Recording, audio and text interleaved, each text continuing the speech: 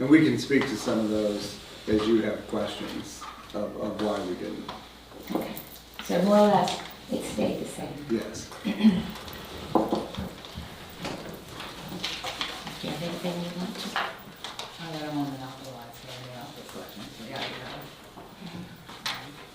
Well, so one of the ones that we heard that I actually very much agree with is the STEM teacher at Harding.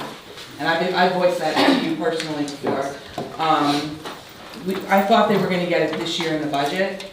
They don't have that resource, and I understand why Carrollton has the resource because of the population. I voiced that to you personally before.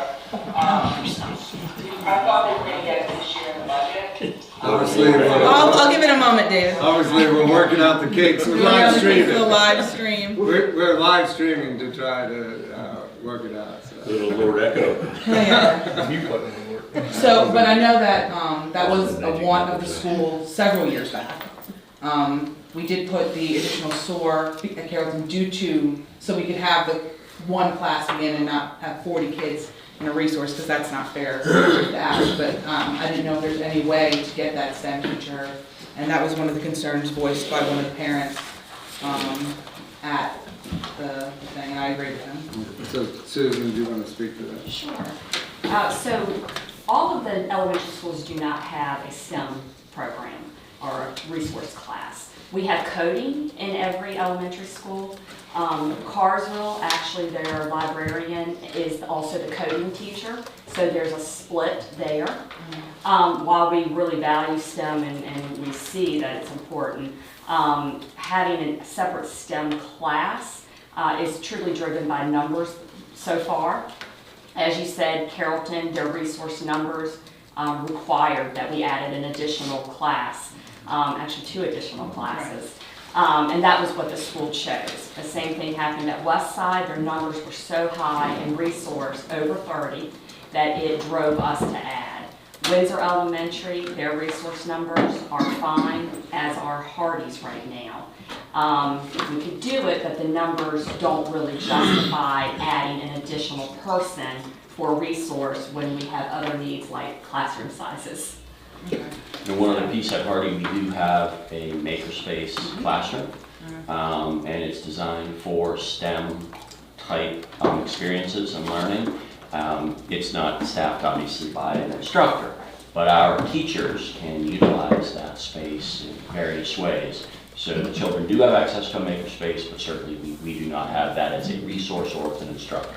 So, I mean, I'm going to say this, and this will be my final thing with it. We have the kids at Carrollton, they have the SOAR program in the STEM. We talk about equity a lot in our schools. These kids at Hardy are going into Westside, and then they do have the opportunities. But they're behind now the kids at Carrollton who've been doing this stuff for the past 4 years. To me, it's almost an equity issue.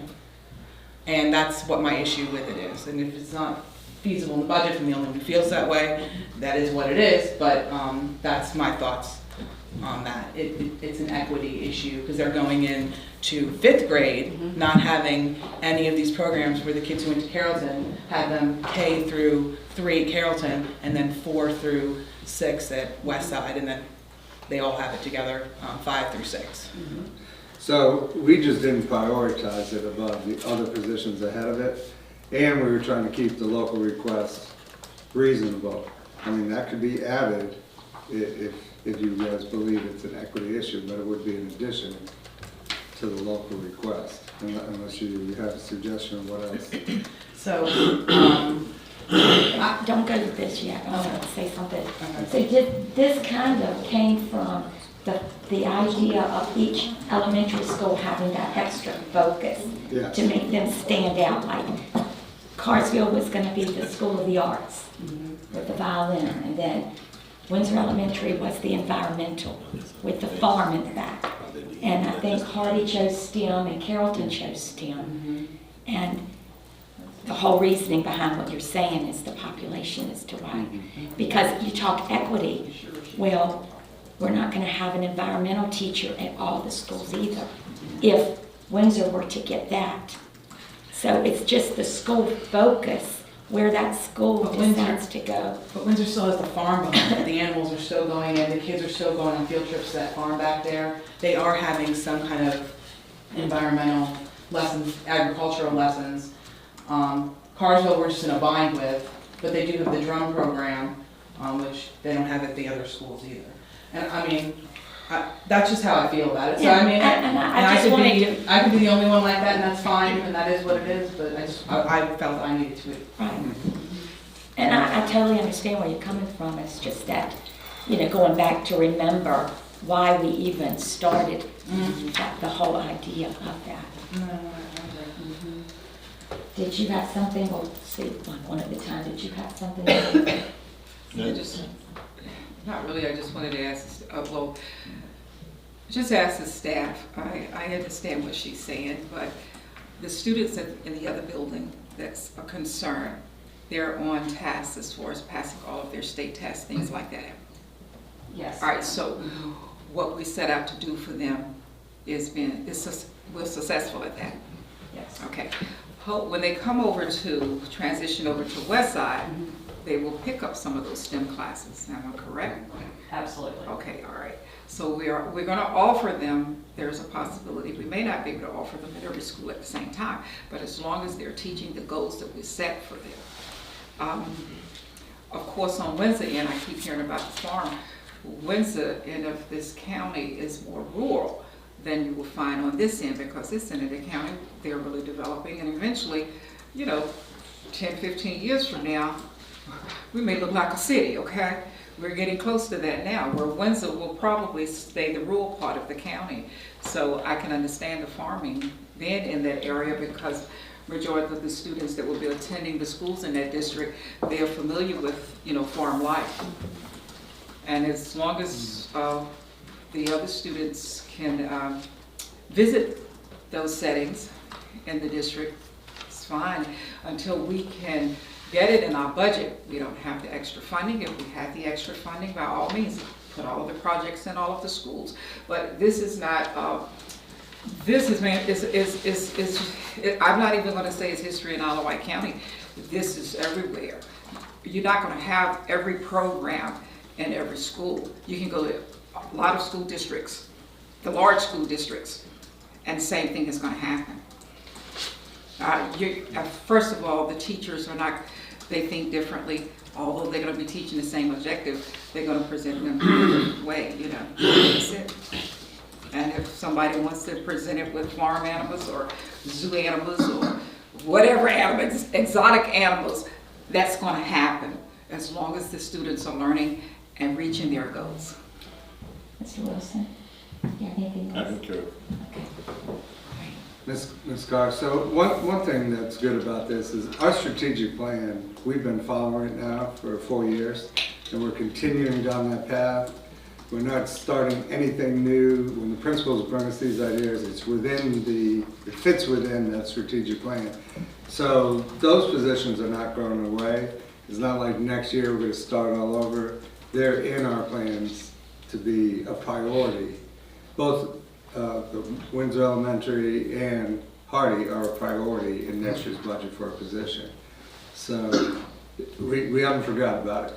So if you can make an analogy, kind of how we did the pay scales, one at a time. A couple of years we did a couple of them, and we got there over time. So, and I do understand it is an equity issue. There is more exposure right now, but the only way to do it is over time. And also, in prioritizing, I think we should be cognizant that we don't want that control group that's going in. Sometimes the control group will look different from your actual experimental group. Because this is what the control group is going in. Am I correct? It's like you're trying something out and see if it Well, works before you put Carrollton it are the across only the ones district. getting a full class, yes. Yeah, that's pretty much. Yeah. And that's pretty much what you do with anything, we're gonna try it at this school first or this place first and see if it works out before we invest a whole lot across the district. If it's not working here, you sort of, figure things out. How can I adjust this program to meet the needs before I put it over here. Well, I don't think STEM is something we're looking at. STEM is STEM, I mean, science, engineering, math is important. I don't think that's something we're trying out, I think we're trying to expand it, but that's not something we're testing at Carrollton. It's something that is important throughout the district for all of our students to eventually learn. I don't think it's a test thing, I think it's a budgetary item. And expanding it is a budgetary thing more than a testing a program like the CPE program, where we're testing a new system out. I just think that's the difference there. Well, actually, well, we need to get away from calling them programs, which it is STEM. It's not a program itself because it's pretty much a mindset. This is where we're going in the 21st century, and we need to teach our students, the students, and let them know and stop saying program, because when you say program, it's like it's not anything permanent. It's just they're a temporary thing, a program. But this is a mindset that's here to stay. Just like Jack and Jill with us, okay? It's here to stay. Jack and Jill is a part of us, okay? And all of it, and Spot and Tim and all of those, we grew up with that. I don't know about what my generation did. And it's a part of us. That's a mindset with us. STEM is going to be a mindset with the young people today, okay? Okay, all right, so you had a question, I'm gonna have a question, and then we'll let you have a question, and we'll go like that. And my first question, and I hope y'all can understand me, I'm not contagious. I feel just fine. I think it's allergies, but just so y'all don't want to skid away. One of my questions is about teacher salaries, because I know one of our priorities the past few years has been to see that everyone across the board has salaries that are competitive with our surrounding school divisions. And we have made so much progress that we can be proud of, from the bus drivers to the assistants to staff in general, teachers, administrators. Even this year, we made sure that teachers were on the correct step, because they were not. I mean, I think we had some that were significantly below the steps they were supposed to be on. And they have had lower incomes for years because of that, and that's been fixed. And I understand we've had teacher raises for the past 5 years. But then I heard a teacher from Carrollton say her step up was $9 a month. $9. $9, did I understand her correctly when she said that? So, my question is, what will the $566,634 designated in the budget do for our teacher salaries? I know the goal is to have each step a 2% increase. So what will that we put in the budget, set aside for teachers, do? I think I remember you saying that still won't give the 2% salary increase. But what will it do? It gives to the majority, and the top end is not there yet. I forgot what step. Top end in the first few. Yeah, the top end in the first few. Okay. And the reason the first few is, we made that decision a few years back to bump up the starting salary so we can attract people. And that's pretty much the same the first 5 years as we're still looking at that. And if we had bumped it up and then pushed the whole scale, it would have cost us $3 million.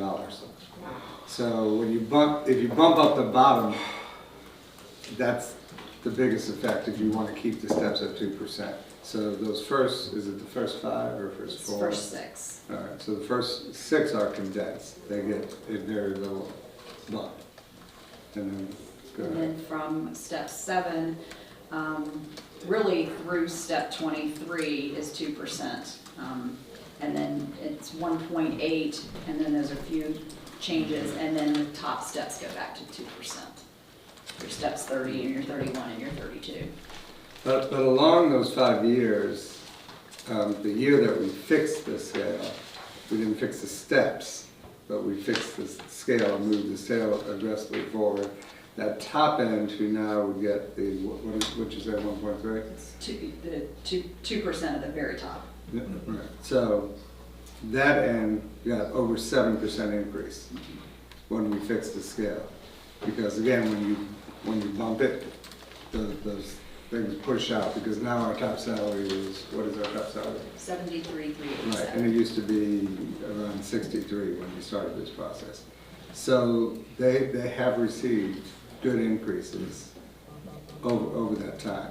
Now, she might have picked an isolated year, and we would have to go in and actually look at an individual employee.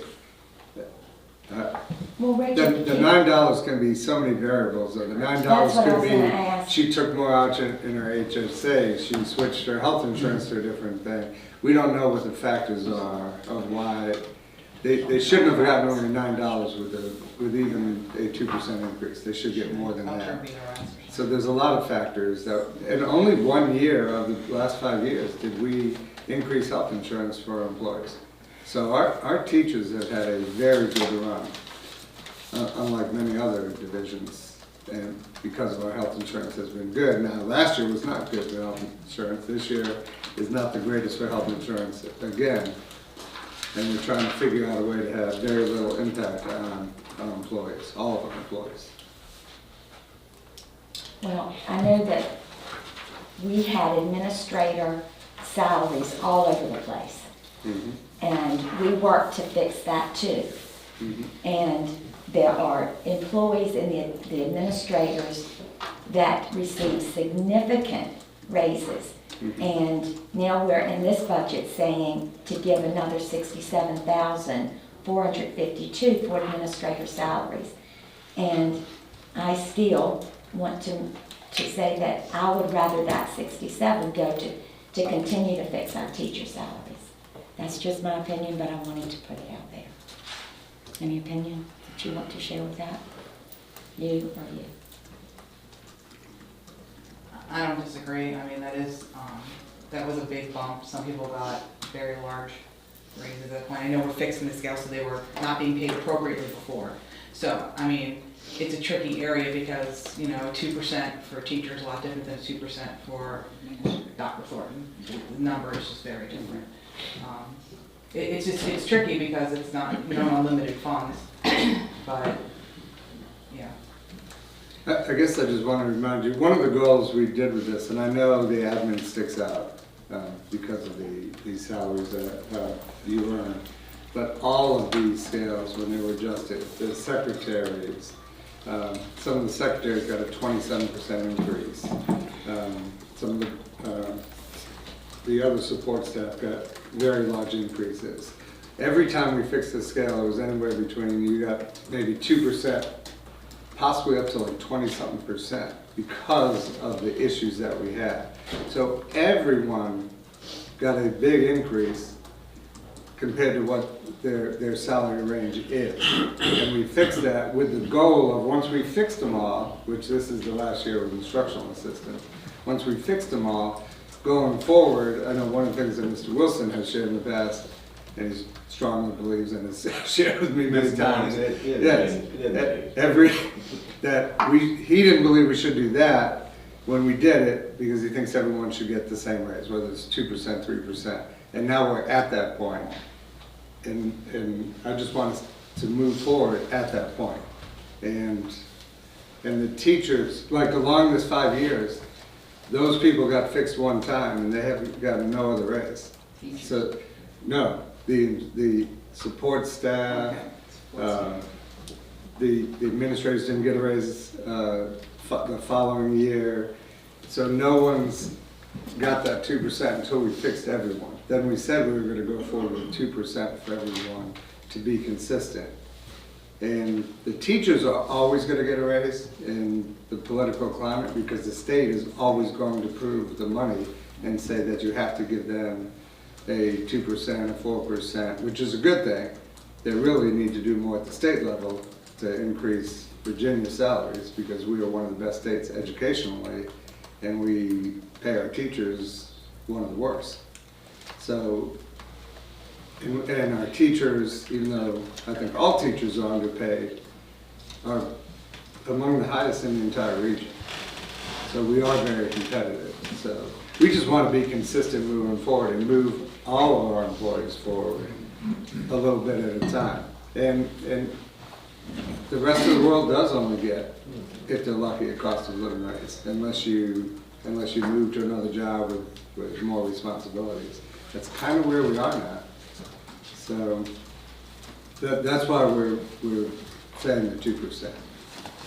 So these, and the admin, this isn't even 2%, this is 1%.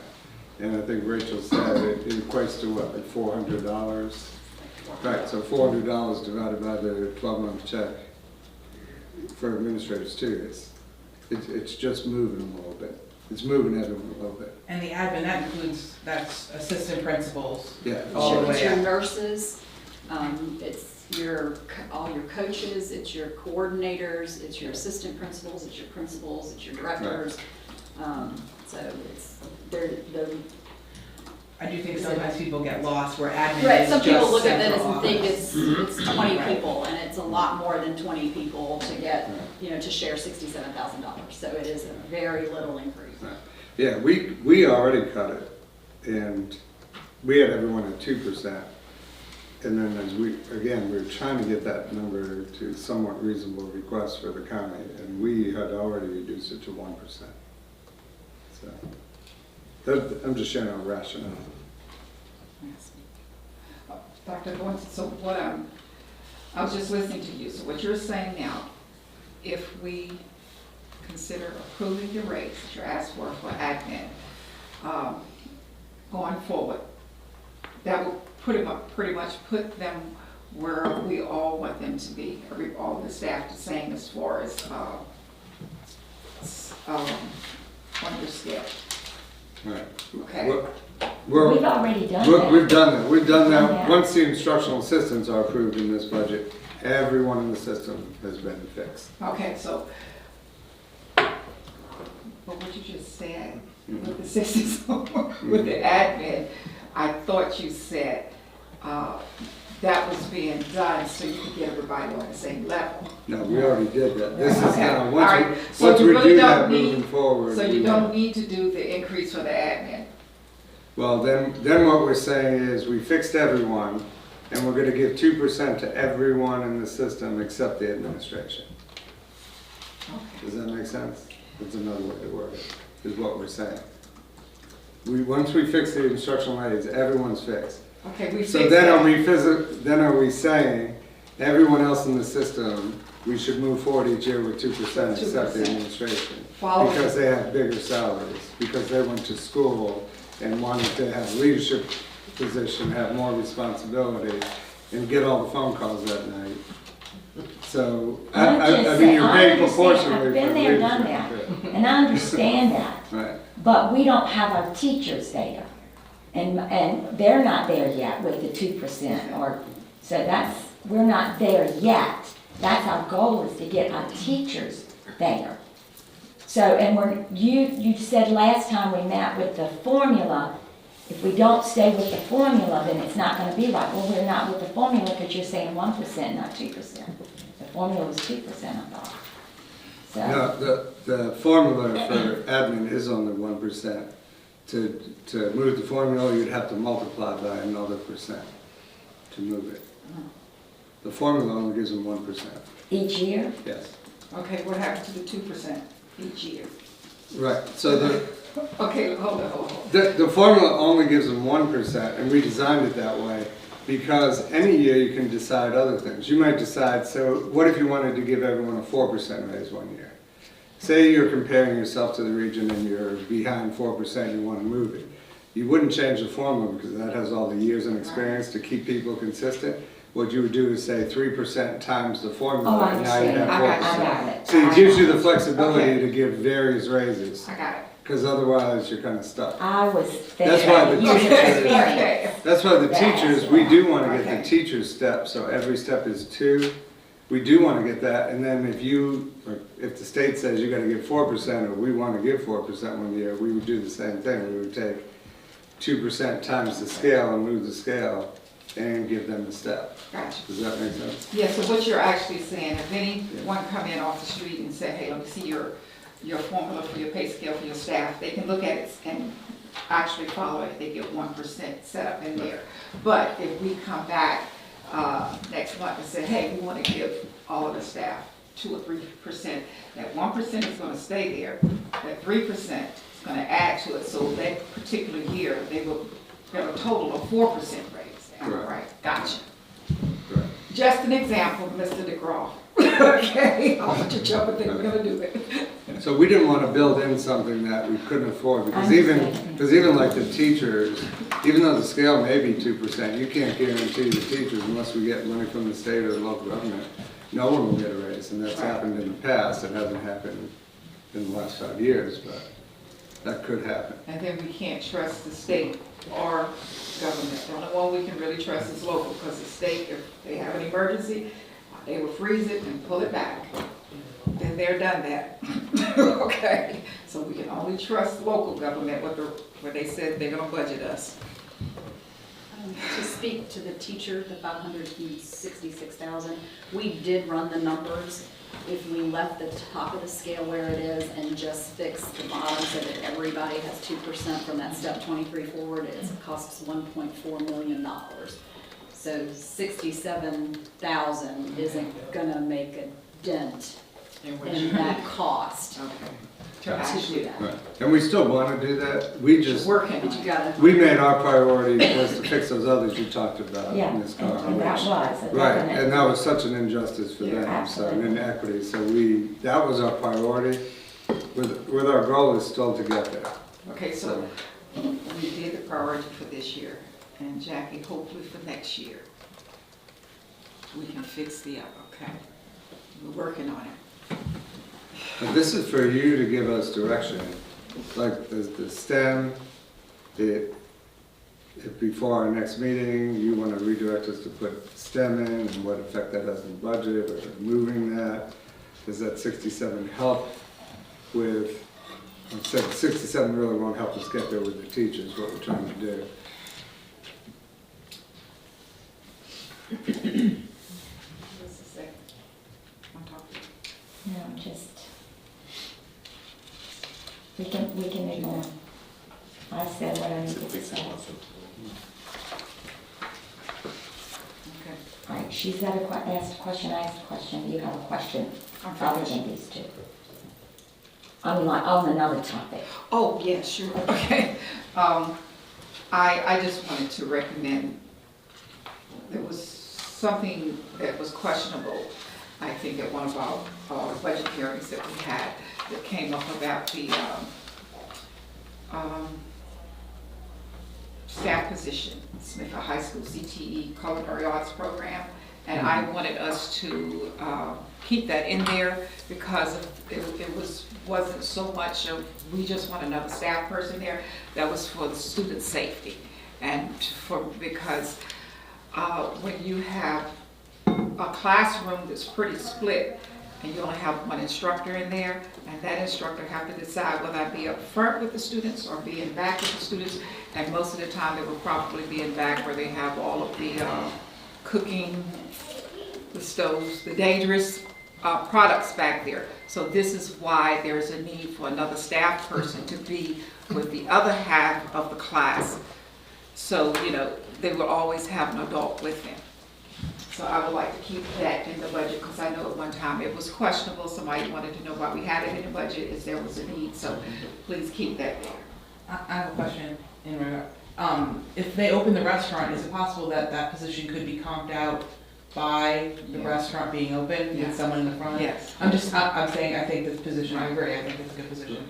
But, is it possible that, or it could reduce the cost of that program overall? Yes, yes. If we're making profit through that restaurant, we can build in that the first amount of profit goes to pay for that position in the future.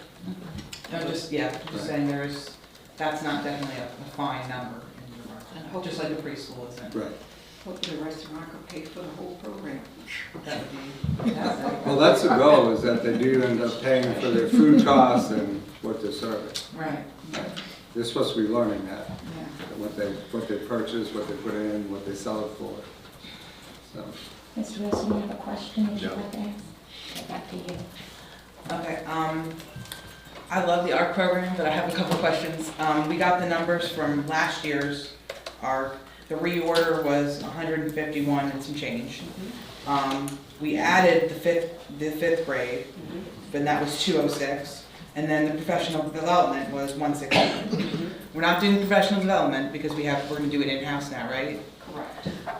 And the fifth grade, they're not, my daughter doesn't have the logs and the binders like my younger ones do. It's different, yes. It's different, they're not getting the medals because they're older. So the number in the budget was 200 and something. So I'm looking at it going, it really should be like 160, 170, right? Because if you're reordering books for that grade, because they're not rip-roaring through them like the kindergartners are. Right, it's different.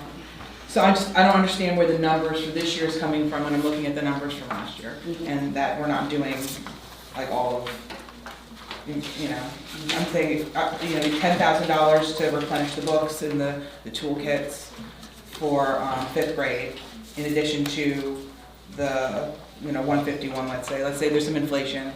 We're looking at like 170, so 160 to 170 is kind of what I'm seeing. But 200 and something was the number presented. I just don't understand, if you can explain, I just don't understand where that We're still in the process. $40,000 is sitting. Yeah, I mean, we're still working on orders. We had a new person to do our orders, so we've had some adjustments with that, but we're still working on it. It's not gonna be more than the $240,000. Right, well, I just don't understand, like, I'm just looking at it saying it should be around, like, 170. We're Right. talking 240, that's a big difference.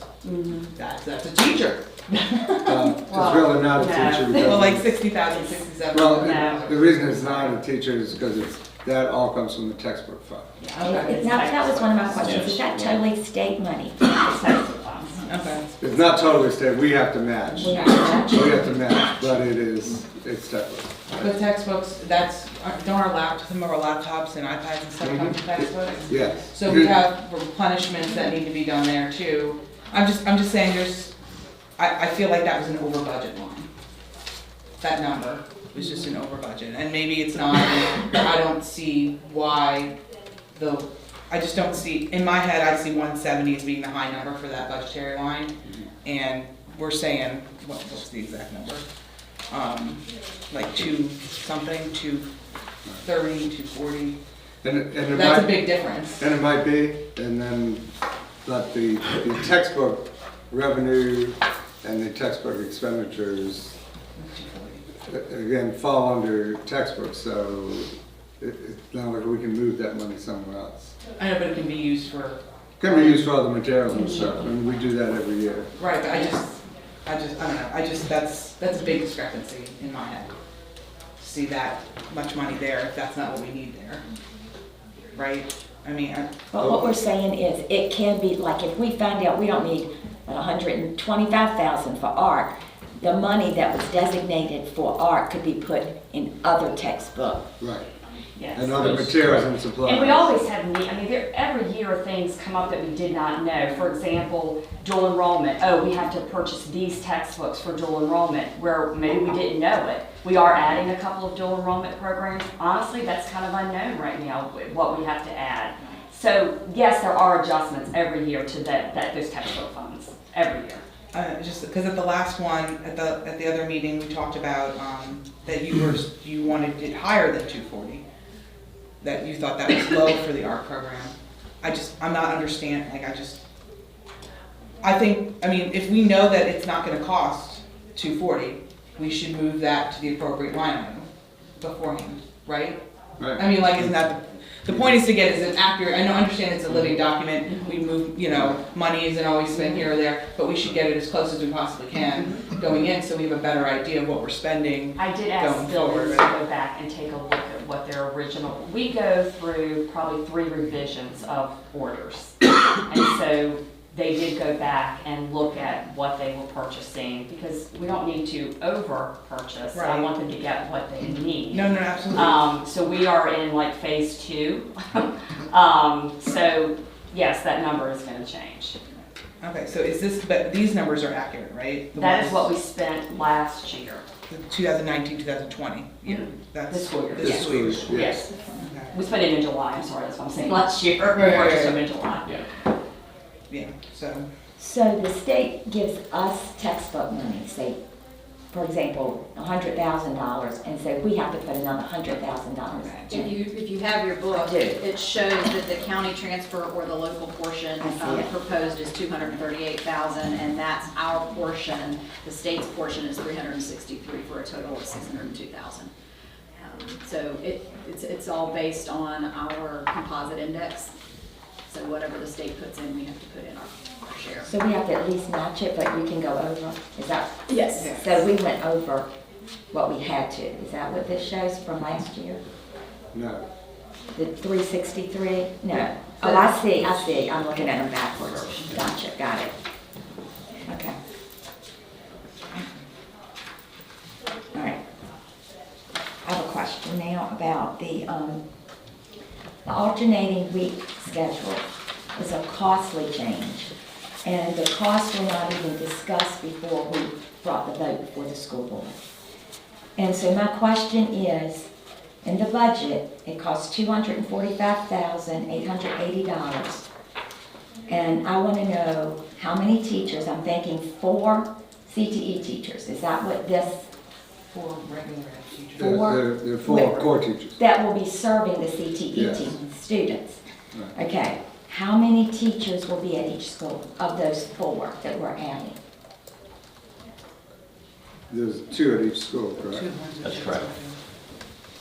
So, are we saying that those 4 teachers added is going to be enough to cover this alternating schedule? Yes. So during the year, we're not gonna come back and say, oh no, we need this. So we're gonna have to pull these funds from this pot of money to fund another teacher. You don't foresee that, because we already have a struggle or a challenge coming from Smithfield, because the principal who was there advocating for this is now gone. Right, So the planning and all, it's going to be even more of a challenge now. right. So I'm just asking if we're sure that the funds that you have here for 4 teachers is going to cover our needs for this alternating schedule. Yeah, that's correct. So that all went into the plan that's been created, and those, the teachers identified there, those are the teachers necessary. The other thing is we know what that N is in those CTE courses because of the caps on those courses. So there is some certainty around the number of students you're actually dealing with in those programs. And so to answer your question, yes, those teachers would be able to serve in the core, the students. And I think that when we looked at it,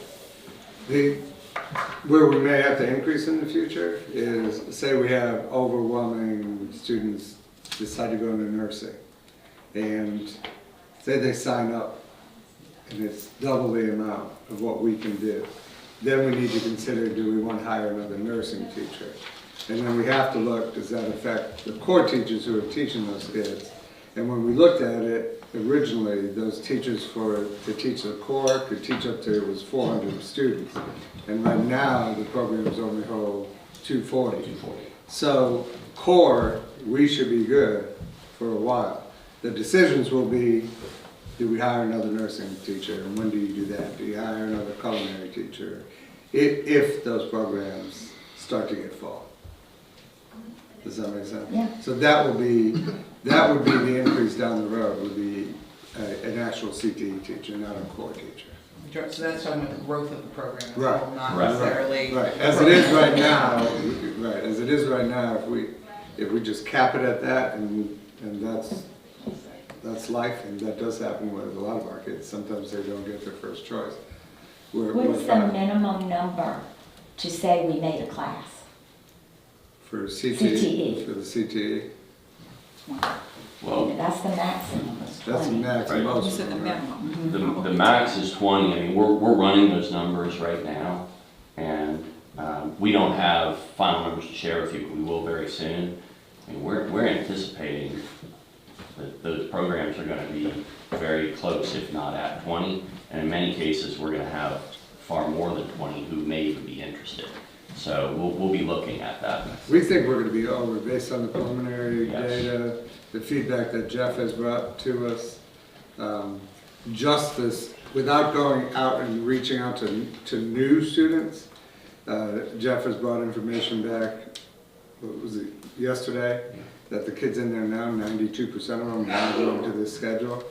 So, and we haven't even had those other scheduling meetings. So we feel like we're gonna be maxed out and possibly at some point saying, whatever program it is, we might wanna explore adding another CTE teacher in that area, Okay, okay. so. So would you say, what Jackie was saying, Ms. Carr, if the max is 20 and you have a class of 20, but you, over here you have, we're gonna say 12, be your minimum. You have 12 kids on the list that could not get in there. Which you would say your minimum to start a class, just say 12. Or we're gonna say we have 10 on the list. You might have 2 others stumble in there tomorrow. That would be a need to call in another staff person. If you wanna use percentages, I think when the committee was first talking about this, didn't we say we wanted to be over 70%? Okay. Yes. In all of the programs, or we should not move forward? Okay. But we feel like we're gonna be well over that at this point. Yeah, the problem will probably be the converse of that. Right. And if we get to that point, we're gonna come back and talk to you about what do you think we should do? Well, What are the next saddest steps? thing is we're paying more money for programs, but we're gonna be serving less students. So we are gonna have more people on the waiting list, because unless they don't like the schedule, but we are minimizing the number of students who are gonna be able to take the opportunity the whole reason we left Pruden was because we wanted to serve more students. Mhm. And now we're here, and we're serving all these students, but it's gonna be fewer students. I know we're serving more than we would be serving at Pruden either way. So we are opening the doors up for way more students than we were having opportunities at Pruden. This is the first year with the program, with the alternating week schedule. I think if we see that it needs adjustment, if we see that the popularity is through the roof and we need to add another teacher so we can serve those more students, that's something we'll discuss when the time comes. Because I'm open to that, because it does reduce class sizes for the rest of the high school too, because you're pulling these kids out of the general ed population, and they're not gonna be in the classroom they're gonna be in their CTE core classes, not in the regular core classes. So it does help with class sizes and stuff too, like at Windsor, instead of them needing 4 teachers to reduce their class sizes, now they only need 2 because. But they're getting 4. Right. Well, no, but I'm saying like they would have needed 4 either way. So, but now they're only getting 2 for general ed and 2 for the CTE. So a total of 4. But they wouldn't have needed but 2. No, they needed, Laura said that they needed 4. Yeah, they requested 4 teachers. They requested 4. Requested. Yeah. And so they're getting the 4 because 2 were going to the Lots of CTE. requests from me. Right. And we wanted to be, That aren't even That's getting. right. well, and that's one of the things we wanted to do. We wanted to make sure we said the right thing, even though like she wanted 4 and Smithfield High School wanted X number. That was one of the things that Mike asked them, how many would have to be there for the CTE program so that we could say that. And that answer came back as 4. So that's why we've said 4. Does that make sense? Yeah, it all makes sense, and we're not, see, what I'm hearing now is we're saying if we get all this interest, we're gonna be adding more additional staff to the CTE program to meet that particular interest of CTE. It could be a movement of people too, not But necessarily. in my heart, I wanted to see us being able to offer more CTE programs too. more choices for our students. Not just add on to the culinary, but more choices, more options, because I still feel, and I'm still talking budget, not just, because this is all an expense, but for our high school students to have choices that they can explore, because this is the only time in their life that they would have the opportunity to explore in various CTE programs. Bless you. My understanding is that they can still take the CTE courses and not be in the alternating week schedule, right? There's still opportunities for that as well. So that is what we're doing right now is the current, and Mike, you might want to speak to it. You probably know more than I do. Yeah, so we're looking at right now each grouping of students. So there are students who are, let's say, completers, who are going to be seniors. We're making sure that those students complete those programs. We're looking at students who were already in these different career programs and want to continue. And what we're finding is that many of the students are going to move through and are saying, as Dr. Gordon said, at a very high percentage, I want to do that on the alternating week.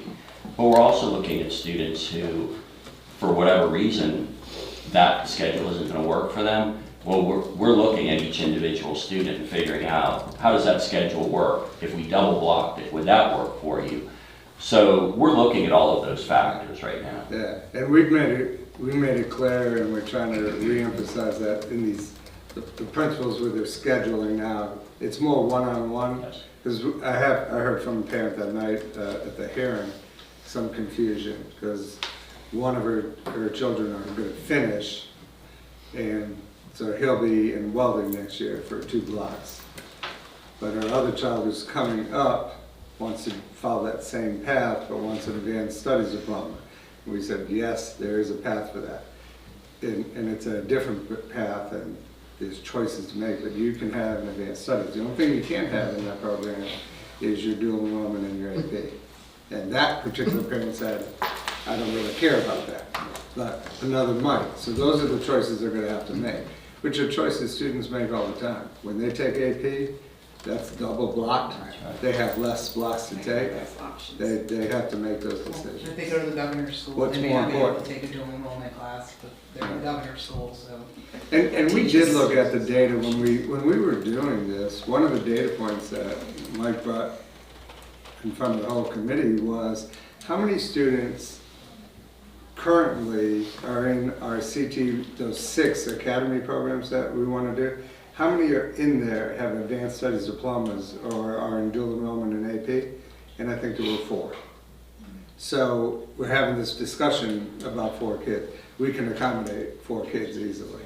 So the kids that are taking the AP, they're in engineering. They're taking different things. They may be in the computer sciences. They're just not interested in the farm per se, or some of these others. It's just a different Right, because we do offer, obviously, the CTE courses around manufacturing, engineering, marketing, and so on and so forth, which are all CTE courses. They're just not one of those 6 career programs.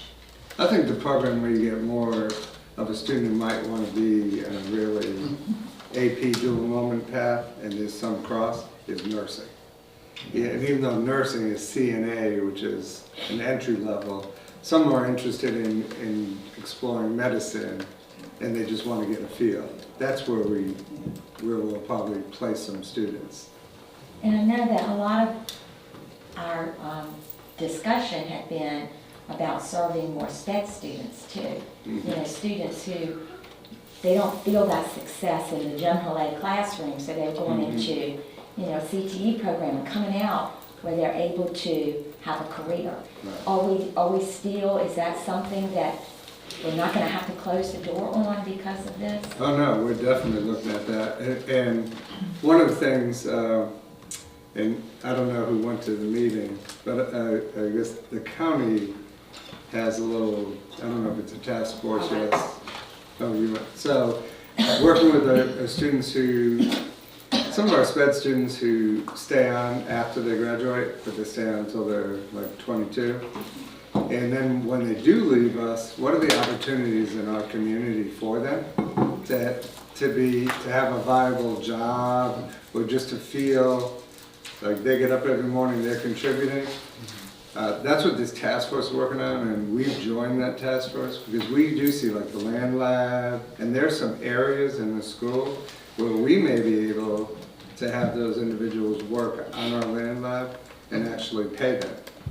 And so we can't solve all those issues, but we want to be part of that, and we think there's some of our programs that can help facilitate that.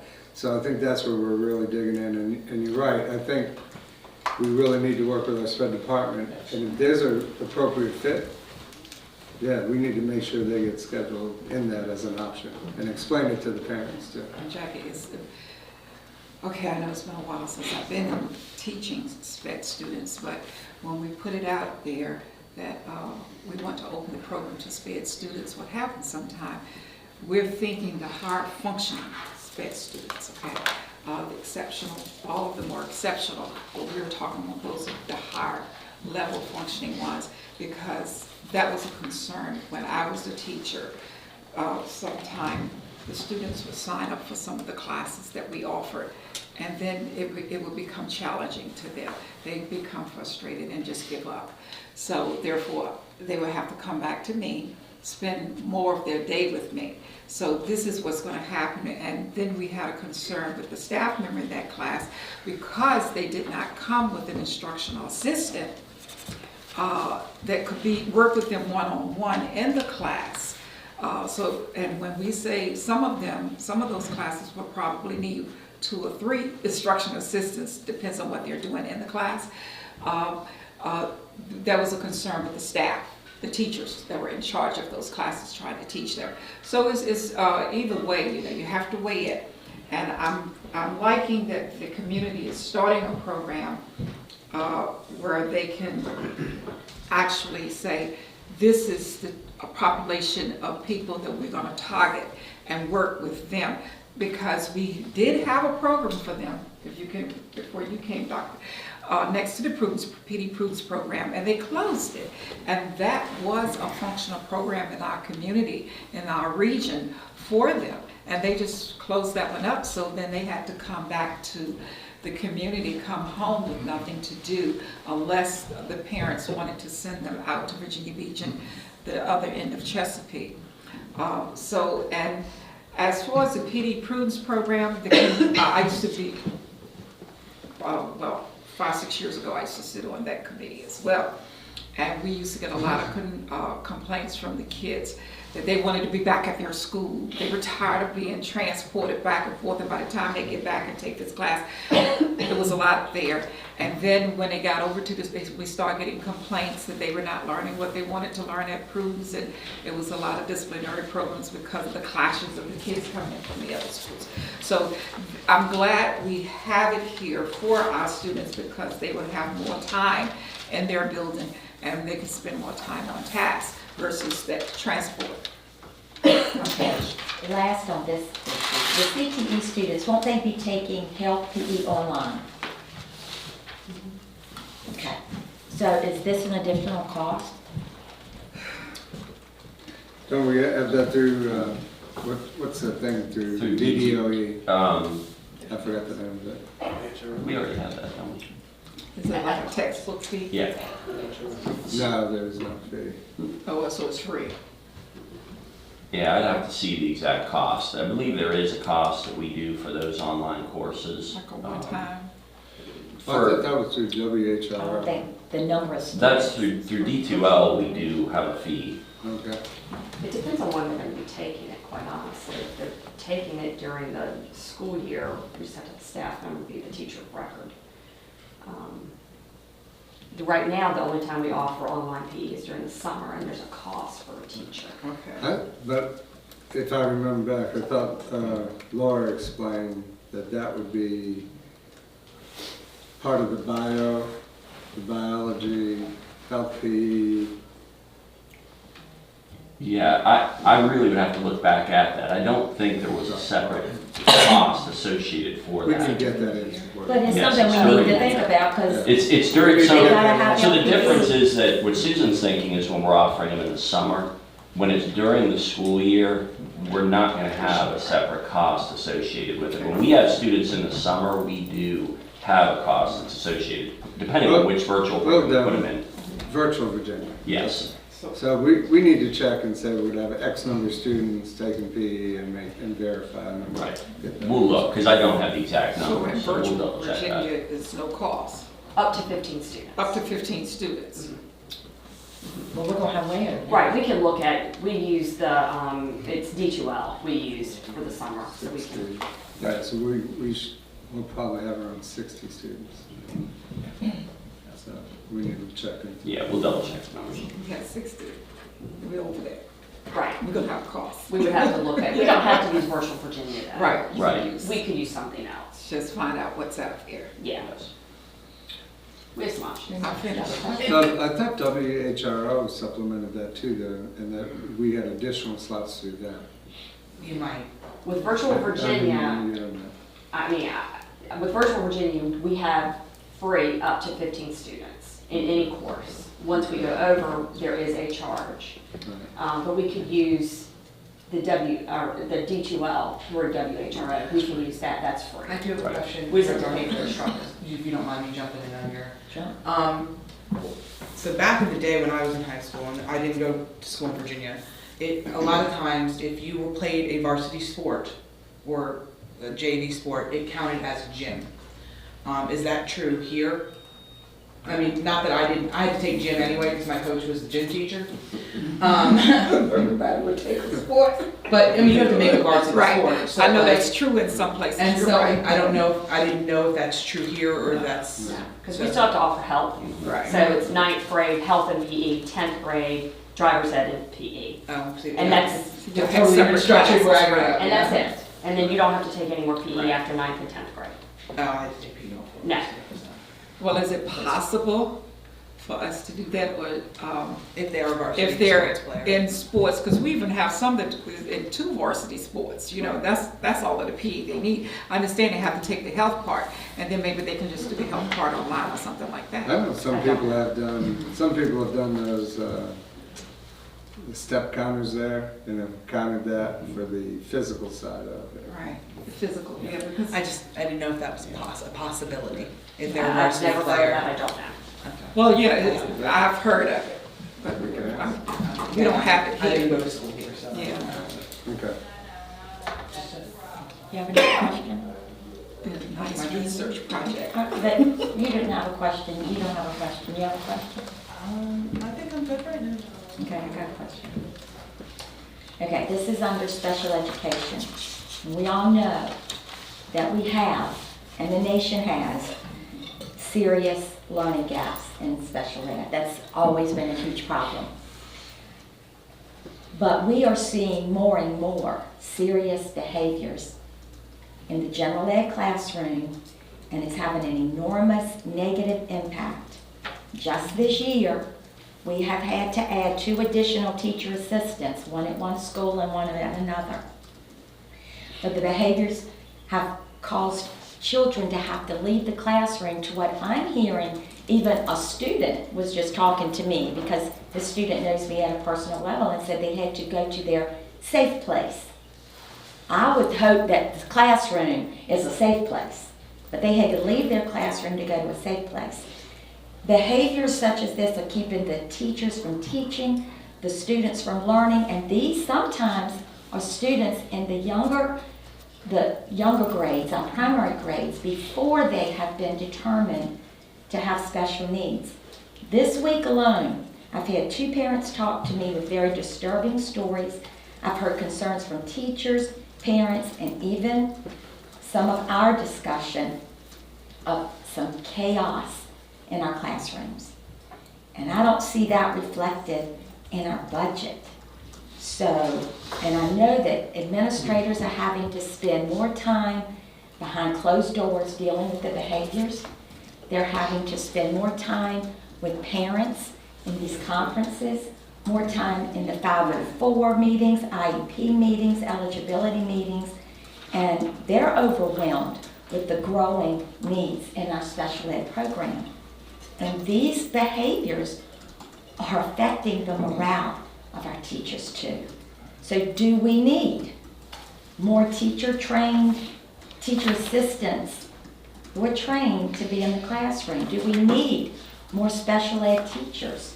What is it that we need? Because we need something, and the only sped item that I see in the budget is one additional sped teacher at Westside. Well, the positions that we added this year, through attrition, they don't show up because it's not an addition, because we've already covered it in the budget, but those were actually 5 aides, and we have hired, how many? We've hired 3.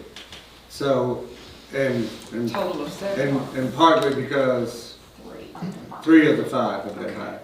And partly we are trying to find a highly qualified aide that we can train specifically in these behaviors that you're talking about. And then the psychologist is the other position where we still haven't hired, but we plan on hiring for next year to address those needs. Is that in the budget? Yes, That's in the that's all budget. we need. So we have those, and as far as clearing the classroom, when you called me earlier this year and I started researching this was a new phenomenon for myself as well. And with all the new restraint coming out, which the state still is trying to clarify restraint, and I think we're really ahead of the curve doing some of that training.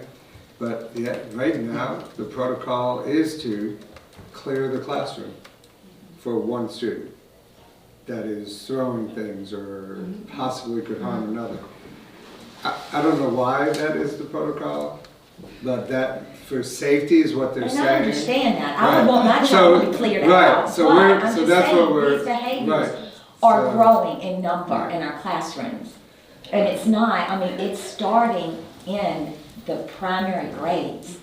And when we're seeing the amount of time that our students are having to deal with this. It's affecting their learning, and I just, we have got to approach this problem head on, taking it. I know we're taking it seriously, but we've got to do more. We have got to do more, because not just, the reading program and these behaviors in our lower classrooms are really causing our teachers a lot of stress, and the morale is not good. And I know exactly what you're saying. That question came up years ago. When you have people out there making decisions and they're not listening to those that specialize in that area.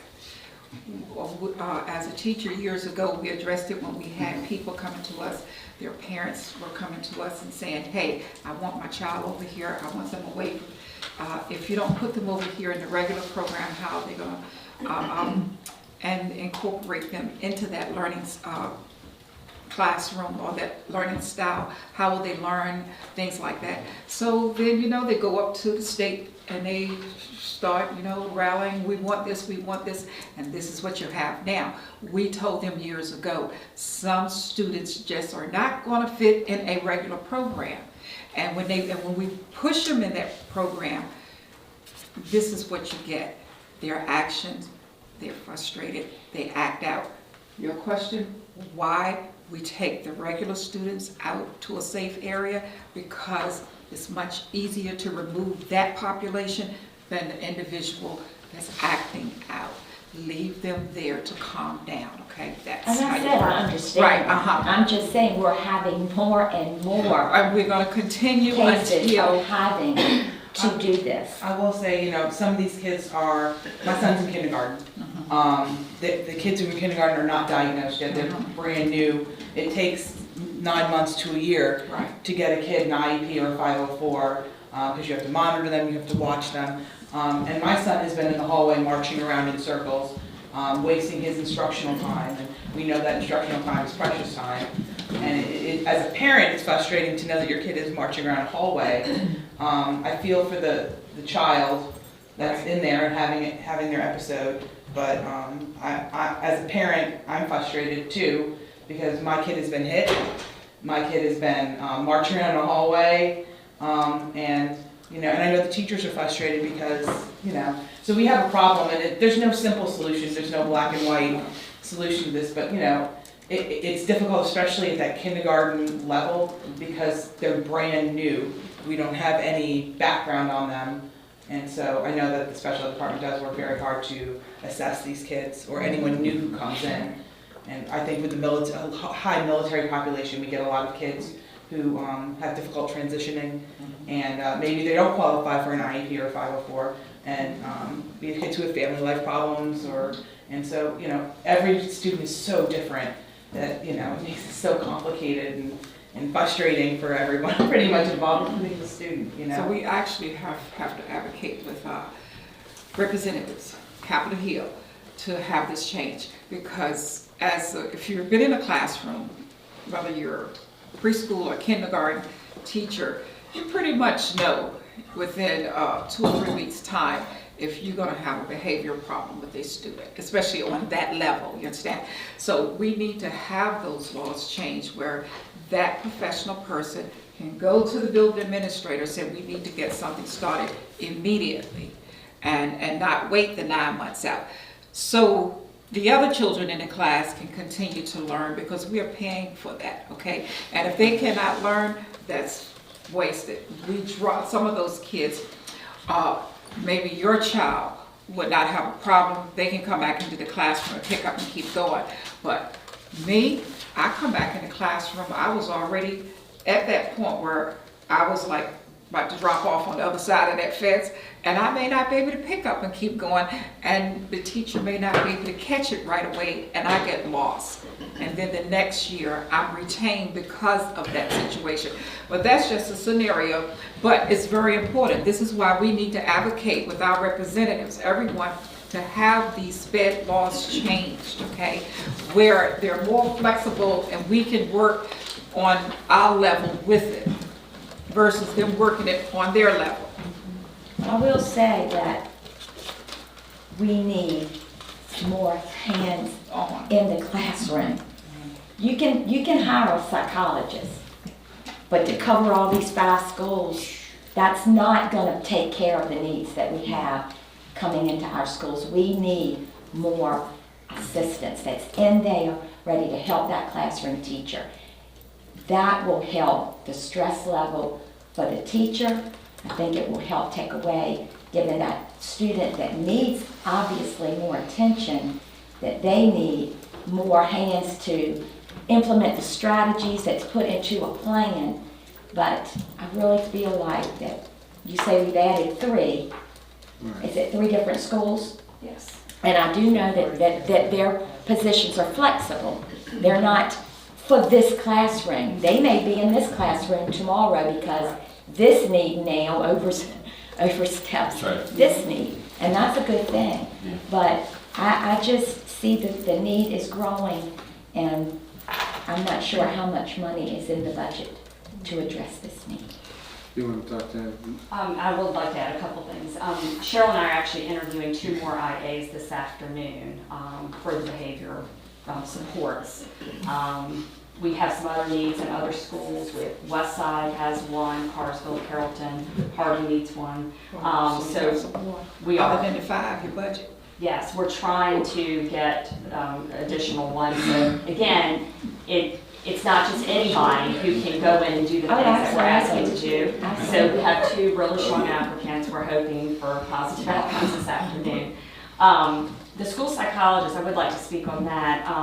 What our plan is that if we have 3 school psychologists next year, they will each have 3 buildings that they will focus on.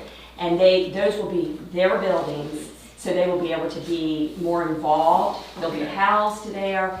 They will be part of those teams. So when we have these extreme needs and behaviors, that school psychologist can immediately jump in and start not working with the child per se, but at least giving advice, support, strategies be a part of the team to problem solve. So we're hoping that that will help. The last thing I want to add is Mike and I are a part of some groups around the state. And we work with people like ourselves, you know, in other divisions. Everyone is seeing this problem. Every single division is saying the same thing. Our K1 and 2 classrooms, the behaviors are so extreme. They're out of everything you just said. All these other divisions are And I believe saying it. as well. And it's a product of many things. In fact, last month we had an expert who talks around the nation come and speak to us. She said it's a nationwide issue, and all of you are suffering as a result, and there's many, many reasons to blame. And I know that doesn't fix the problem, but I do say we're not unique. And I knew that. In fact, these problems had not come to our White County until, Sure. I mean, these extreme, and the numbers that we're getting, the amount, It's the amount. yes. This year hit us. Because we've had them, We have. definitely. But the amount. the quantity is just growing. And it's gonna It's continue every to grow because, the county is growing. And as you see buildings coming up, housing, they're coming in, okay? Because this is where the communities, they want to raise families, quiet communities. So, you know, we asked for it, we got it. We also need to go and ask for that federal funding again. Because when we first started the SPED program, it was pretty much, had a lot of Fed funding there, but they start taking it out a little bit at a time. So it's pretty much local now funding and a little bit of state. We need to go back and ask for more federal funding. That's Bobby Scott, okay? Everyone, please. Thank you. And the thing is, too, it's almost to the point in the future that we might seriously need to be starting conversation on assistance K through 2. And I know that would affect our budget big time. Oh, yeah. It's true. I mean, it would be huge, but our students, K through 2, that's the most important time for their education, because that's the foundation of their education. And if they miss it there, the snowball of their learning is just going to get bigger and bigger and bigger. And the problems that come into our schools aren't going to be taken care of. They're just going to grow as the child grows. And then it's not just these special needs children. It's all the children that's in that classroom is being affected by this. So we need to have some serious conversation, and that part of our vision, it might need to be into our strategic plan, but this is serious. I'm getting lots of calls. I know you guys are bombarded with this That is stuff. correct. Yeah.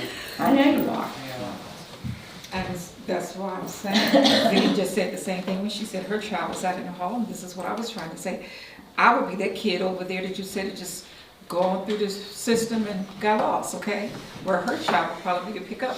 But what we need to do as a school board sitting here, going forward, is meet with our state and our federal reps.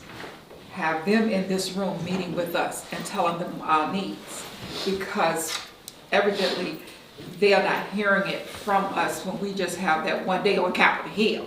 But it's all, everybody, it's all. I know it's all everybody over. needs to I know be it's all talking. over, but we have people that represent us for our region. Let us sit with them one-on-one and tell them these are our issues, these are our needs, and this is a regional thing, it's a state thing, it's a federal thing. But we need to start someplace, letting them know, you need to help us with the funding.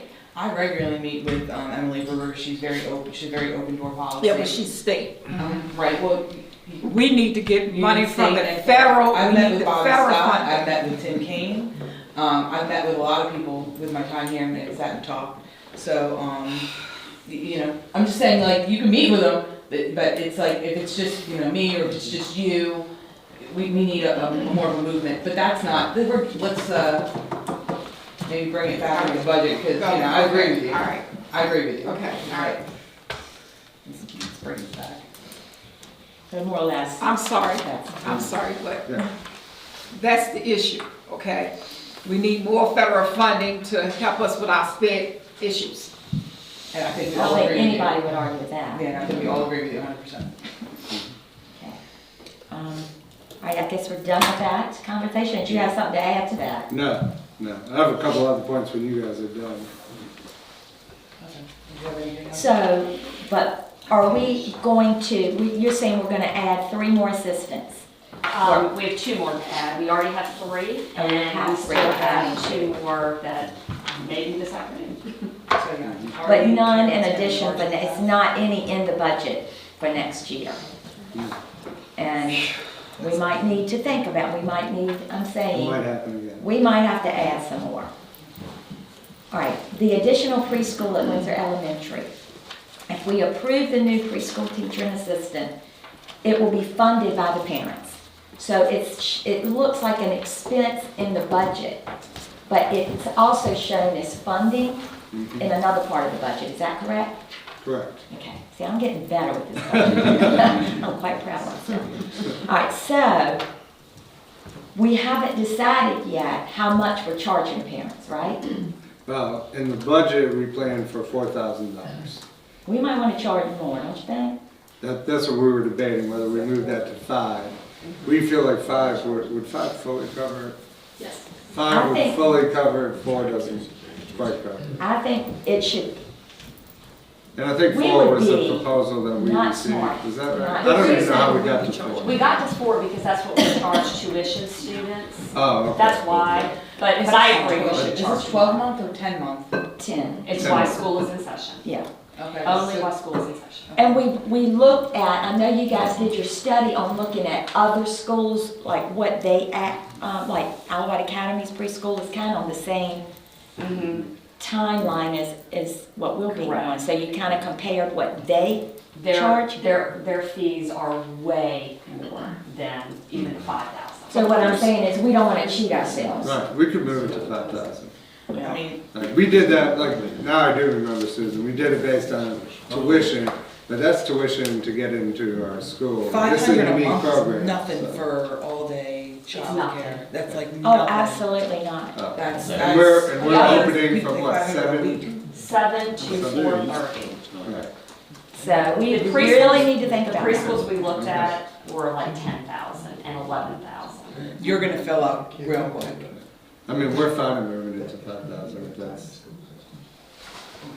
Absolutely. Okay, I thought the reason we were opening the program in Windsor because there was a great need because the private program had closed. All right. So we needed, the people on Windsor end of the county needed somewhere, a preschool setting to bring their children to during the day while they work, whatever. So I was understanding that was the reason why we were opening this program. Is that true? Well, we know there's a need. I know, but because there were no programs up there and that, like I said, it was, the one that they had was closing or something. Didn't you talk about having for- CTE kind of Right. like having And teachers students for the trained mom. for Okay. nursery care? So dual reason. So It's it's a me- normal- All right, okay, so, Yes.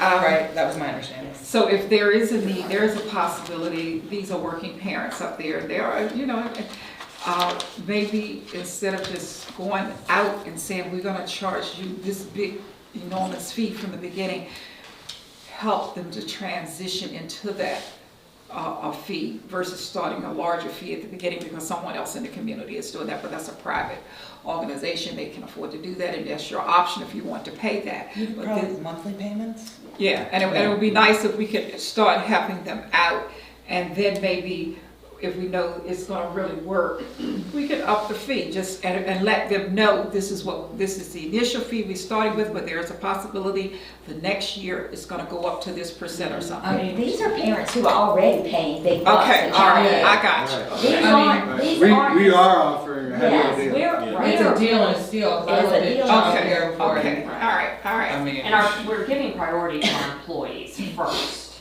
I think that is So, amazing. Well, I wanna will know, be amazing for our employees. It will be. I'm excited about that. okay, priorities to our employees Our first. employees for childcare. Why?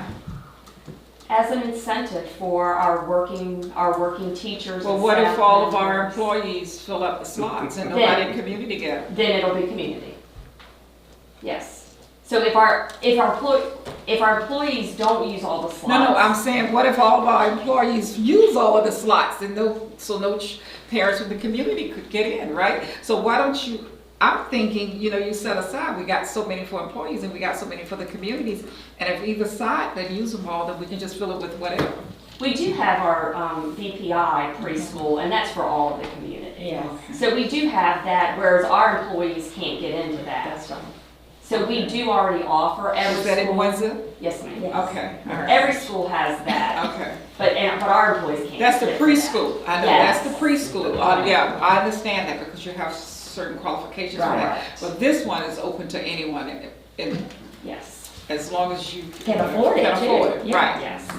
But see, and really, I mean, part of it was our teachers who work in Windsor have limited Right. childcare preschool options. Okay. So it does fill multiple, we get a CTE program out of it and we're also serving that need. So you were thinking about our staff when it came to you and said we We have. were.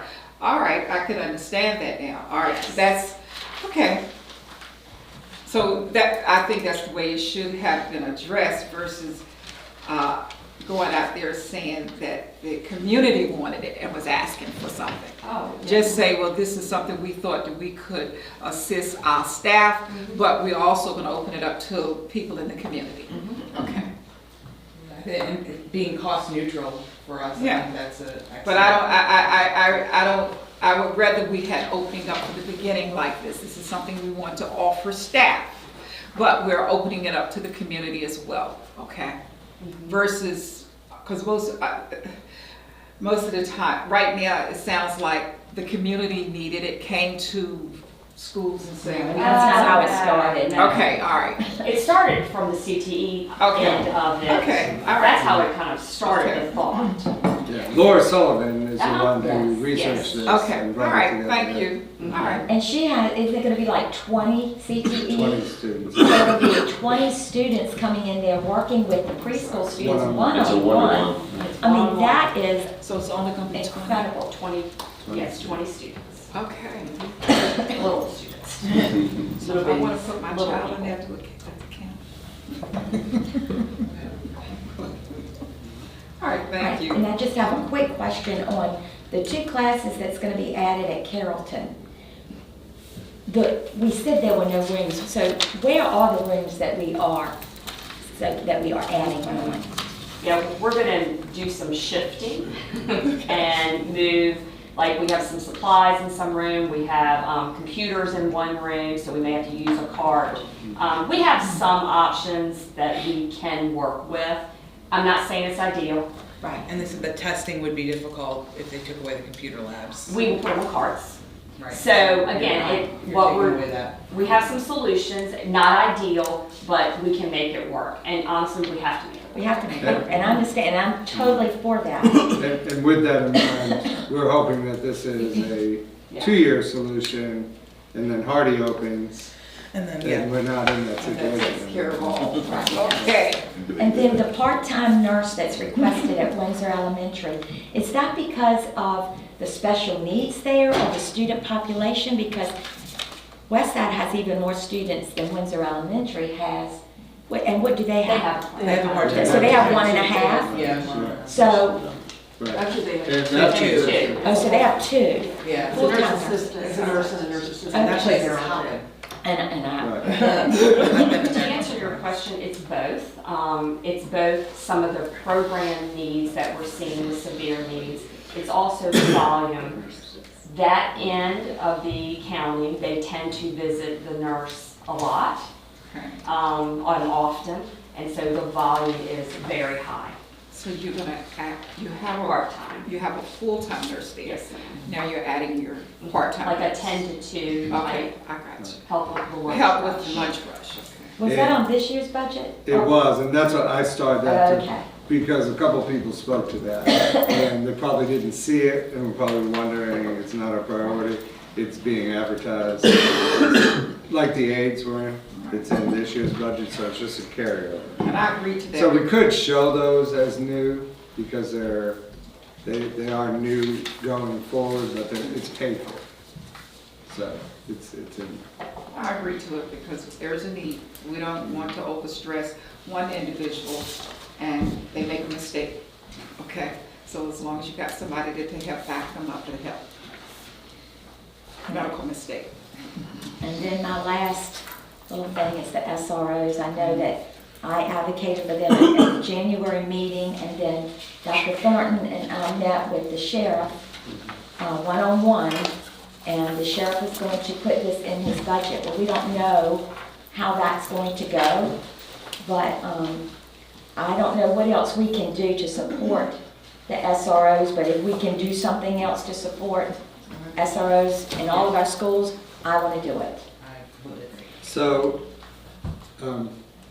one of the things Rachel has put together is from the conversation about SROs and going back in history before we were here.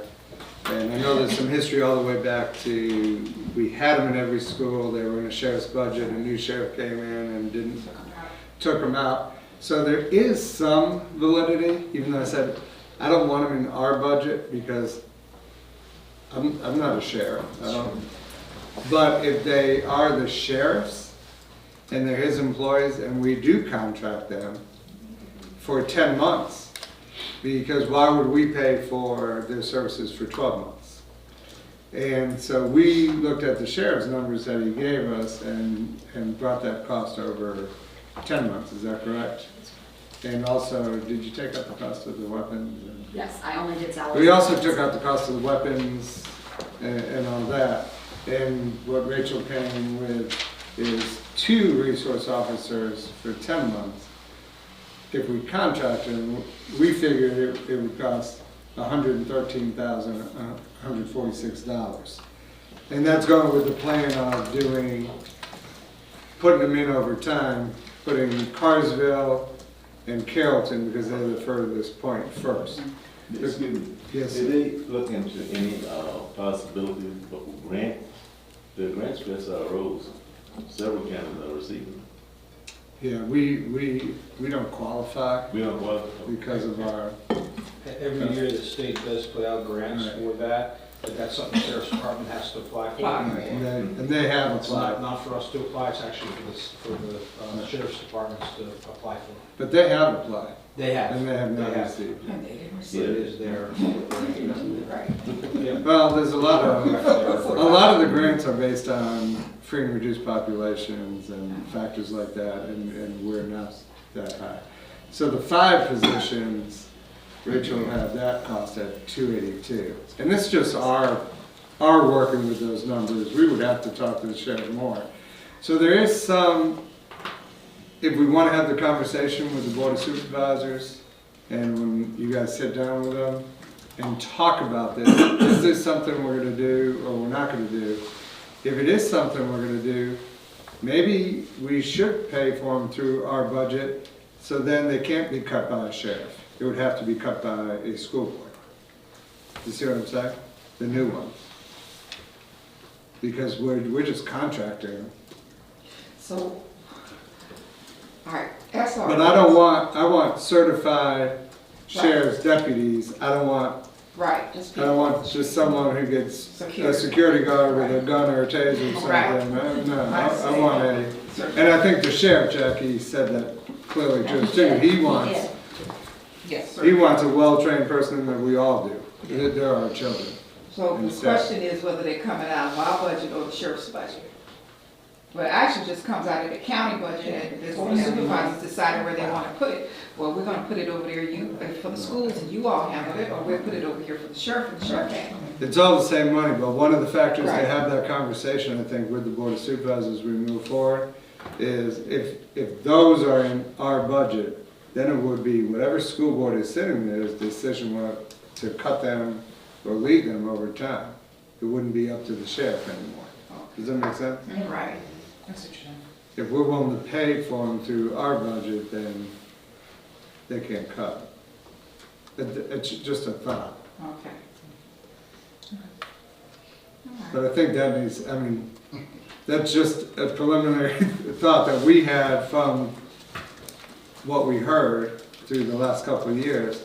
I think that's worth sitting down with the Board of Supervisors and having a discussion about.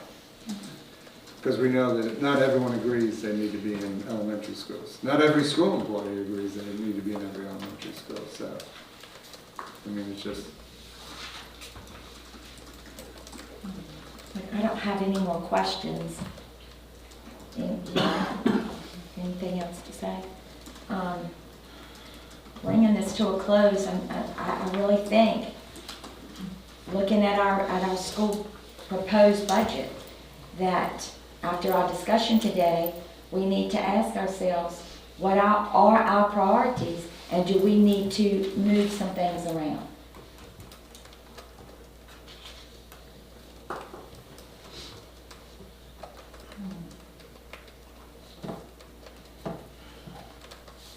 don't think so. Oh, I do. What do you want to move around? I mean, what did we talk about that was a huge priority that is affecting our kids? Their learning. What is it? I think when we have situations that might be isolated, that's been called to our attention, then the burden is on us to fix it. That's all I'm saying. The burden is on us to fix it before someone with limited activities, before they really turn it loose in a classroom with students that might be acting out a bit, and then something seriously happen because the child wakes up to another day or a better time. Gotcha. And that's what had he shown him. Well, he only slapped a kid the other day, threw a book at the teacher. Yet still, because of his limited amount of time it takes him to reason that this shouldn't be done, the damage is already done on us, and then it becomes our responsibility. We're fixing it overnight. What's the answer? I don't know. I'm just letting you know the need is there. Oh, yeah, we definitely got the need. So I don't know if there's anything else in here that we could trim to help support some of the SPED needs that we obviously have in the classroom.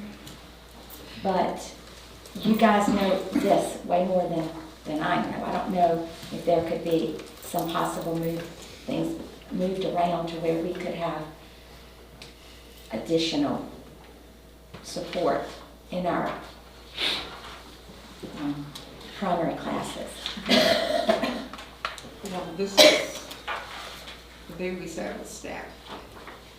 And they explained the reasons for, we had questions that day as well, and they explained the reasons for everything in here, and it was pretty much as tight as they could get it. I didn't see where they were actually splurging on anything. So if we remove or even rearrange, we really can't rearrange. Even if we move something and put it over there instead, then it's gonna go back in some other place, okay? And this is what I'm saying. That's why you have priorities. Right, we have priorities. And if we put SPED at the top right now of the priority double doing now, I'm not saying it should be. Yes, it should be.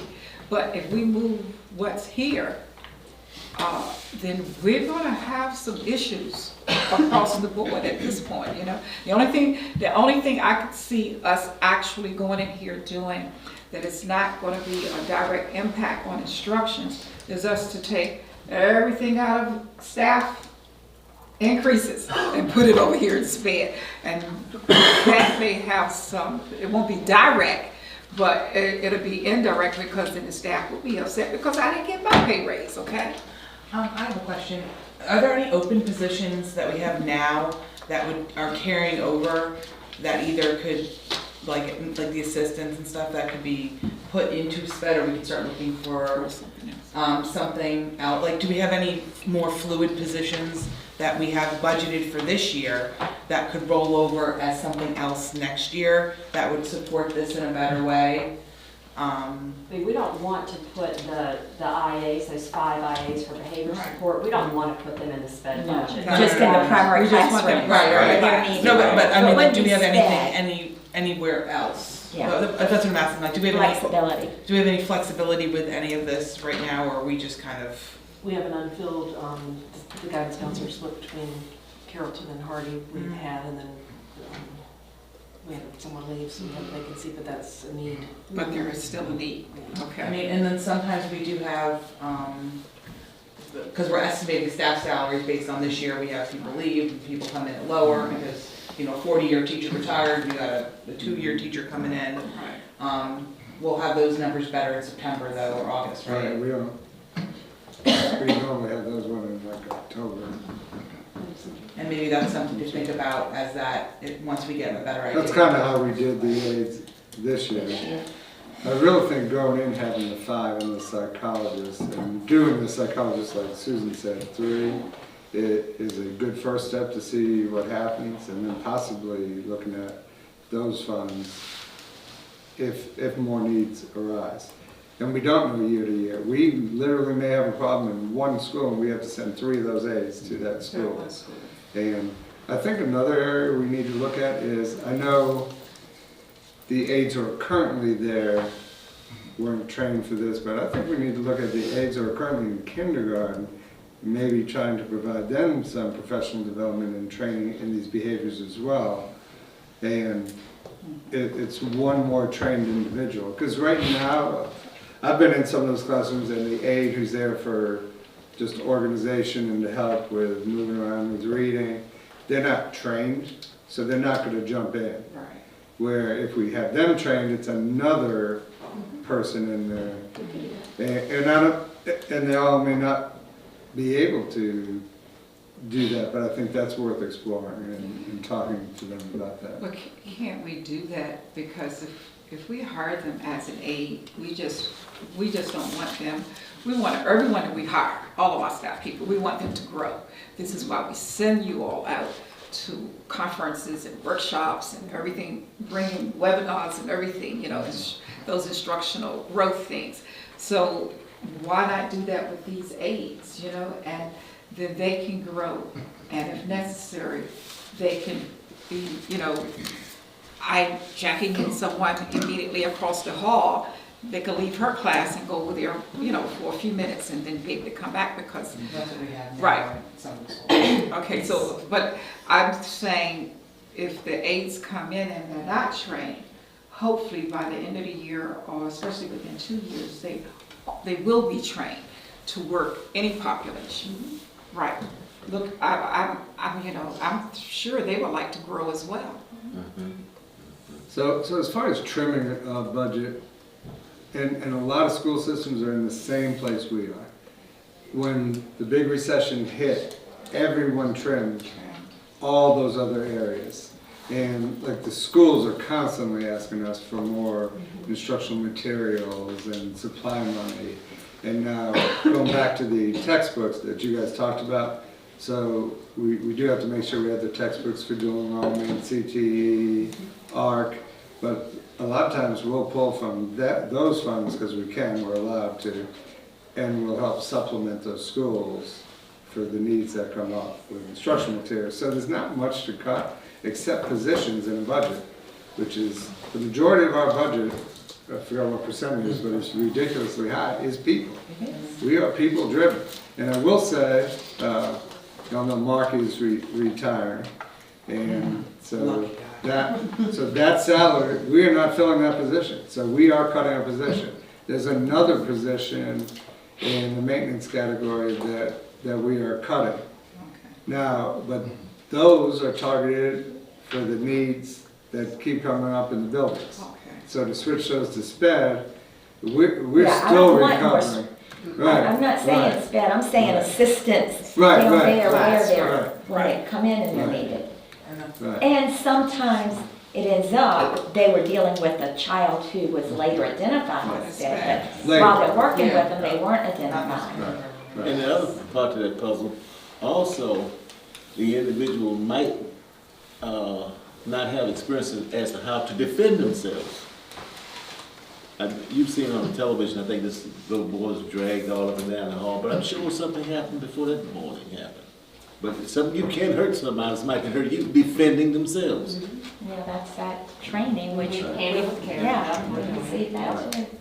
Is it any way possible, I know you all do the best you can, but is there any way possible that we could put another segment in there for preschool screening type things for these things? Because in most cases, if the child is acting out on that level, a parent would probably have some idea, even whether they want to admit it or not. And maybe, Susan, they talk to you one-on-one, you talk to a parent, enrolling their child in school for the first time and say, well, have you noticed these things? Give them a checklist. And if they start checking things off, not only that, maybe we require a checklist from pediatricians, things like that. We require them to have those little shots and things they need prior to coming to school and integrating with other kids. Maybe, I know it's not just Isle White, but maybe you all get with your regional colleagues and suggest having these checklists for that. And at that point, we would know prior to the child enrolling that Denise has behavior problems because mama checked this, pediatricians checked these things off, so we're looking for these things. And at that point, maybe you can assign Denise to Jackie because I know Jackie can handle some behavior problems until we can get all of the testing done. You got me, Jackie? So, and that's what I'm thinking, is there any way we can Well, put I it? was gonna say, can you guys ask your Region 2 study group, what are they doing Right. Yes. in these There's some areas? checklists out there, because, and if the child was in a prior setting, like a preschool setting, and ask the parent what they're, and you can maybe have a little checklist for that setting, and they can go get that checked off and bring back to you as well to find out if there were any behavior problems. Because our child is not gonna show up to us and start their behavior problems. They had them prior to coming, if it's that serious, okay? I'm known for divisions to even employ parents as aides to work with their children. No, they're not gonna work. And it's, I've experienced that. Yeah, I've experienced yeah. So, we're about ready to bring this to closure. And the discussion, I mean, it just leads itself to additional concerns. I mean, we could spend, I mean, the needs, I mean, we could, our budget could be way more than what we've asked for in this proposed budget. But we meet next Thursday night to vote on this proposed budget, and we've got, do you want to see the staff change anything before Thursday night? Because if we don't say we want some changes, it's going to come to us as the way it is right now.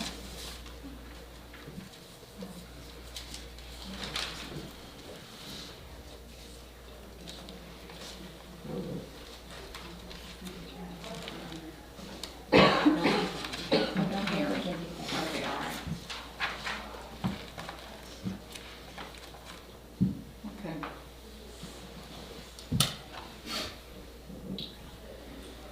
Did you have anything you wanted to see specifically changed? Well, I think I don't like to beat a dead horse, but I'll beat a dead horse if I have to.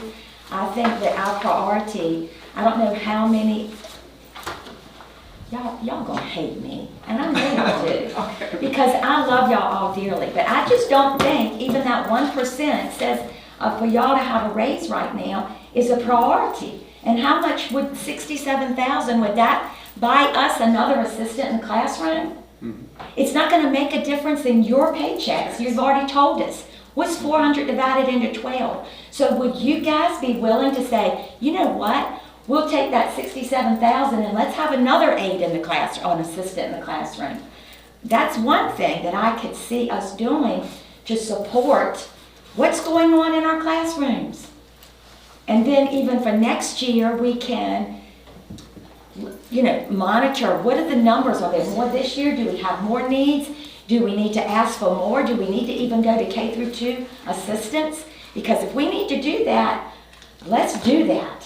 Because I know I have loved ones in our public schools, and I have a love for our public schools. I have 6 grandsons coming up, and I want them to have the best, but not just for my grandsons. I love all these kids, but mine, of course, at a different level. But we've got to fight for all of these kids. And it starts K through 2. So we got to start thinking we cannot continue to do things like we've always done them. We're at a point now that we might have to think we may need to do things a little differently K through 2. And I think we're on the right track, because I really thank you guys with the flexible assistance going where they're needed. I think that's in the right direction. The teacher salaries, we're going in the right direction with that. I've already heard with the reading program, we're going to be looking more in detail of what's really working, what's not. We're going to keep what's working. We may make some changes there. SROs, we're going to be talking to the Board of Supervisors more with that. So, I'm gonna agree with you, Jackie. Yeah. You know, okay. if we could look at maybe putting more percent and not the 1%, for this year, and then maybe looking for next budget, making a 2%, to make that right, to make it so that everyone's getting a 2%, altogether. And I don't want that to have any reflection of me not valuing you guys and knowing the hard work that you guys do. I know. I see you out in the schools as late as 9 o'clock on some nights. I know the extra hours, I know the phone calls that you're getting, but it just will send a message that we've got to get in our classrooms, that's got to be a priority right now. And it's not going to make that big of a difference to the 1%, so let's make some kind of a change with that. And I would give you, thinking of other things that might be changed, it can't be, but after our discussion today, just think about it. We agree with you, okay? Oh, okay. So, Yeah. you got a 4-way vote here, Jackie, so save your voice back, okay? We're gonna do that, 67, whatever, admin. That doesn't make any Let's check on some extra money over here, we're gonna put over there, state say we're gonna give you some money, or federal, then we'll think about putting it back, but right now, let's trim the budget. Well, not trim, but rearrange. Rearrange it, yeah, gotcha. Well, we're gonna trim admin and put it somewhere else, so, okay. Okay. Just rearrange it. You have something you want to say? I just want to bring up, we are sending out the survey for outside, with inside as the weather venue, and we are sending the choice of inside at Smithfield High School like we had, with the number of tickets and getting that feedback from students, seniors, and seniors' parents. They have to put their student name in, and we're doing that so you can only vote once. So, You don't get random people. right. So we have a clear direction, and it still might be 34, 33, 28. So it still might be close. And I think we said, I think Lynn, were you the quote of the week? Yeah.